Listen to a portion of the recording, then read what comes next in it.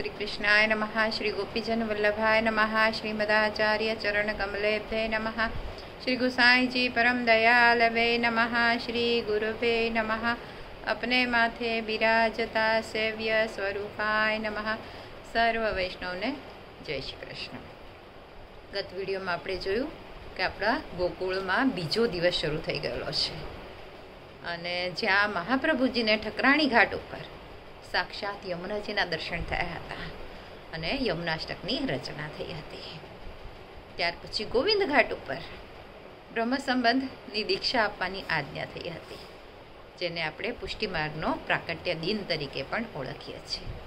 हवे त्यां जे महाप्रभुजीना बेठकजी छे ए बेठकजीनुं पण चरित्र आपणे टूंकमां जोईशुं। आम तो आपणे बेठकजीना जे 84 बेठकजीना चरित्र लीधा ज छे एमां आ बधा ज चरित्रो आवी चूक्या छे। तो आ जे महाप्रभुजीना बेठकजी छे ए बड़ी बेठकजी तरीके जाणीतो छे। एटले द्वारकाधीशजीनुं त्यां मंदिर छे अने मंदिरनी बाजुमां ज आ बेठकजी पण छे। अने ज्यारे महाप्रभुजी परिक्रमा करता आ स्थान पर पहोंच्या त्यारे अहींया नित्य भोजन करवा माटे महाप्रभुजी आवता अने पोताना सेवको साथे भगवत वार्ता करता, चर्चा करता। तो एक दिवस शुं थयुं के वृंदावनथी एक गोड़ीय संप्रदायनो विरक्त एक श्यामानंद नामनो एक वैष्णव जे विरक्त हतो ए आचार्यनी परीक्षा लेवाना भावथी एमनी पासे आव्यो अने एक डाળી पर एटले आचार्यजीने मळवा जवा माटे बहार जे वृक्ष हतुं ए वृक्षनी डाળી पर पोतानो बटवो त्यां टंगाड़ी दीधो। जेना बटवानी अंदर एना ठाकोरजी शालिग्रामजीना स्वरूपमां बिराजमान हता। ए बटवो त्यां झाड़ पर टींगावी दीधो अने पछी अंदर जईने महाप्रभुजीने दंडवत प्रणाम कर्या अने पछी त्यांथी पाछो बहार आव्यो। बहार आवीने जोए छे तो के त्यां बटवो नथी एटले पाछो ए अंदर गयो अने महाप्रभुजीने एणे फरियाद करी के आपना सेवकोए मारो बटवो चोरी लीधो छे। त्यारे महाप्रभुजीए कह्युं के नहीं, मारा सेवक क्यारे चोरी नहीं करे, आवुं खोटुं काम क्यारेय नहीं करशे। आप फरी जाओ अने जुओ त्यां वृक्ष पर छे के नहीं।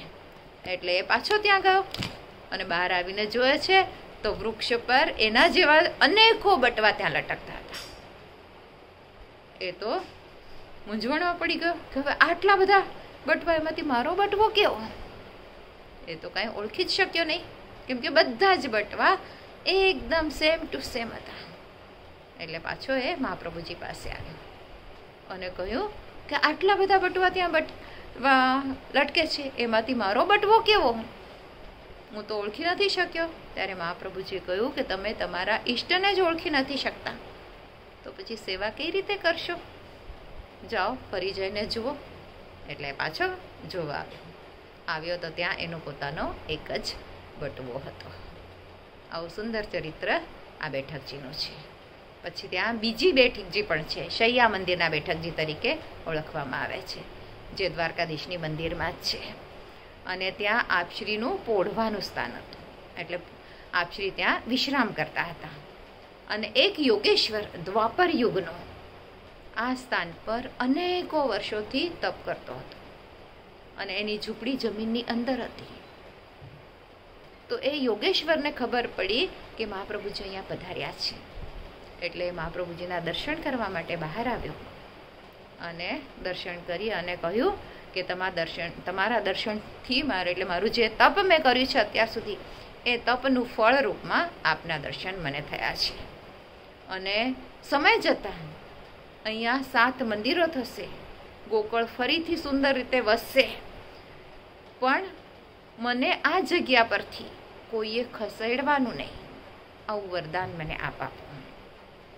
एटले महाप्रभुजी एने एवुं अभयदान आपी दीधुं के तने क्यारे कोई અહીંથી खसेड़शे नहीं अने फरी ए पोताना झूंपड़ीमां એટલે जमीननी अंदर जे झूंपड़ी बनावी त्यां जईने पाछो तप करवा लाग्यो।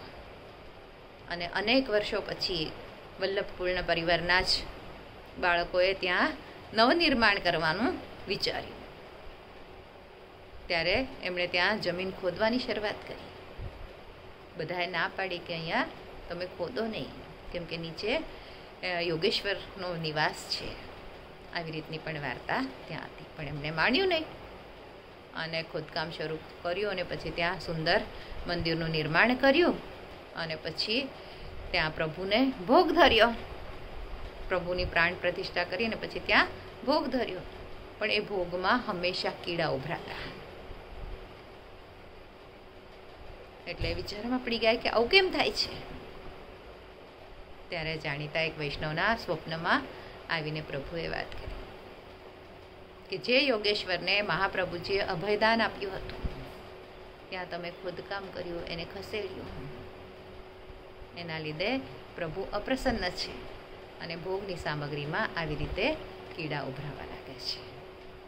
વલ્લભ બાળકને પોતાની ભૂલ સમજાઈ અને ક્ષમા માંગી, પોતાનો અપરાધને વિનંતી કરી કે મારી આ મોટી ભૂલ થઈ છે, ક્ષમા કરો. આવી રીતનો પ્રસંગ અહીંયા બનેલો છે. તો આજ માટે આટલું જ. આના પછીનો પ્રસંગ આવતા વિડીયોમાં જોઈએ. આજના મારા વચનોને પ્રભુ ચરણોમાં સમર્પિત કરું છું. કૃષ્ણાર્પણમસ્તુ. જે કાંઈ ભૂલચૂક થઈ હોય તે માટે ક્ષમા ચાહું છું.